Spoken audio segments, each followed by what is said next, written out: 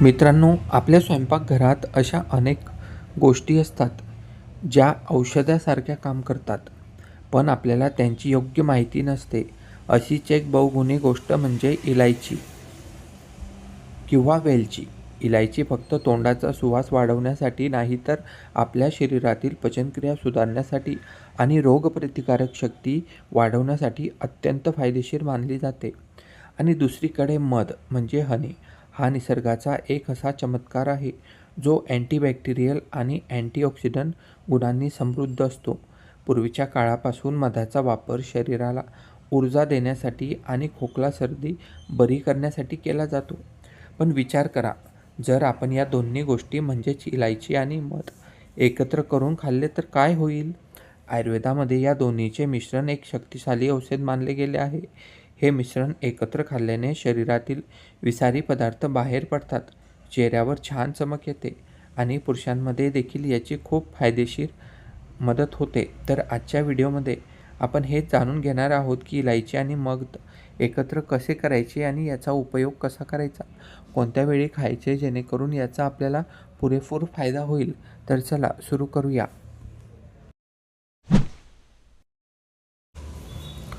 मित्रांनो, आजकालचे आपले जीवन इतके धावपळीचे झाले आहे की आपण आपल्या खाण्यापिण्याकडे अजिबात लक्ष देत नाहीत. बाजारात मिळणारे तेलकट पदार्थ, फास्ट फूड आणि रासायनिक खतांचा वापर करून पिकवलेले फळे, भाज्या खाऊन आपण तरुण वयातच आजारी पडत आहोत.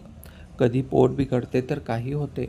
मित्रांनो, अशातच एक खूप छान असा आहार आपल्यासाठी आहे. आहार नाही तर ही एक छोटी क्रिया आहे किंवा उपाय आहे. यामध्ये आपल्याला दोन वस्तू लागणार आहेत. एक म्हणजे विलायची आणि दुसरी म्हणजे मध. मित्रांनो, ह्या दोघं गोष्टी खूप फायदेशीर आहे.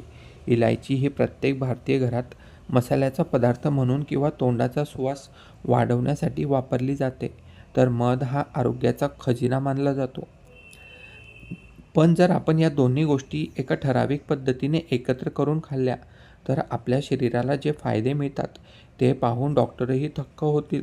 आजच्या या व्हिडिओमध्ये आपण इलायची आणि मध एकत्र कसे करायचे आणि याचे मोठे 5 फायदे कोणते आहेत ते बघून घेणार आहोत.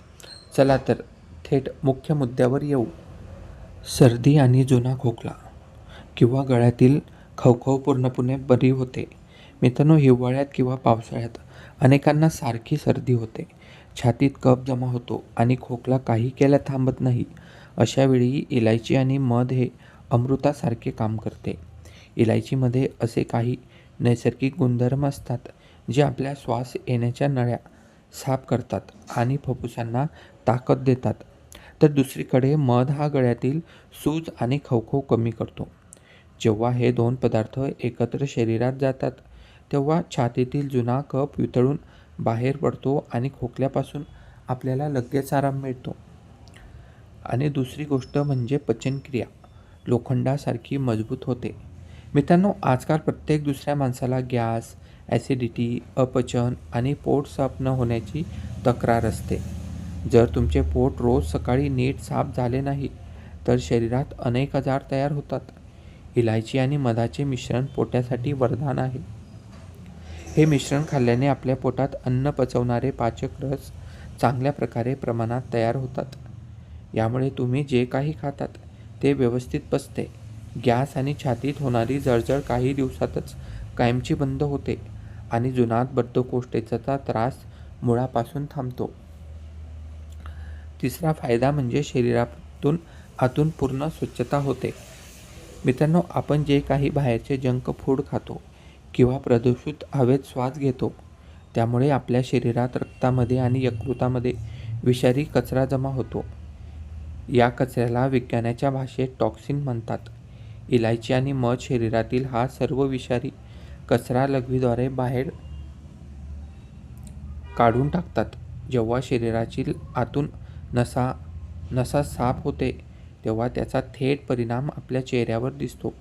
रक्तातील घाण साफ झाल्यामुळे चेहऱ्यावरचे पिंपल्स, काळे डाग कमी होतात आणि त्वचेला एक नैसर्गिक चमक येते. शिवाय सतत जाणवणारा शारीरिक थकवा, अनेक लोकांना सकाळी उठल्यावरही आळस जाणवतो. थोडे जरी काम केले तरी अंग दुखू लागते, जिना चढताना दम लागतो किंवा थकवा येतो. मधामध्ये भरपूर प्रमाणात नैसर्गिक ग्लुकोज आणि फ्रुक्टोज असतात, जे शरीराला लगेच ताकद देतात. त्यामुळे मित्रांनो, जर तुम्हाला निरोगी राहायचे असेल तर इलायची आणि मधाचा वापर तुम्ही नक्की करायला हवा. माहिती आवडली तर लाईक करा. धन्यवाद.